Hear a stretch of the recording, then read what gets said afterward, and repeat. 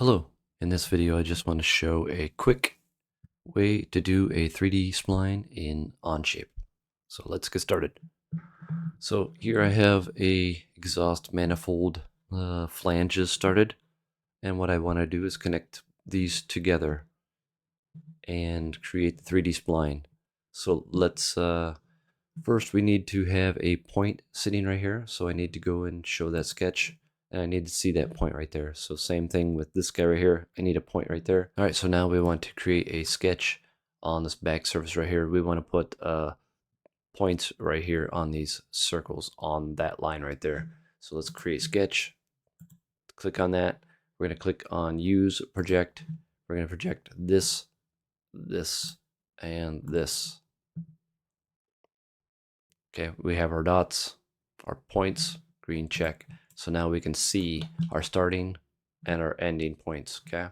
So now we're going to use our 3D Fit Spline, which is right over here. Drop this down, 3D Fit Spline, click there, vertex. This is our first vertex, second vertex,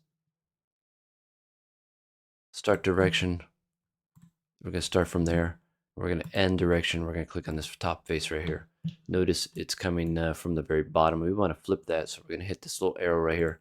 Flip that. And there we are. That is our 3D Fit Spline. And if you wanted to create a small tube that we can do a sweep on, we would then create a face, a sketch on this face right here. Let's create a center point circle. We're going to use this. We're going to make it just slightly larger than what it is. I'm going to click on this back to see that. I'm going to hover over that and make it 75. Green check. So now let's rotate this back. Now we can extrude that new piece right there using this here 3D spline. So let's go and do that. So we're going to go choose our sweep.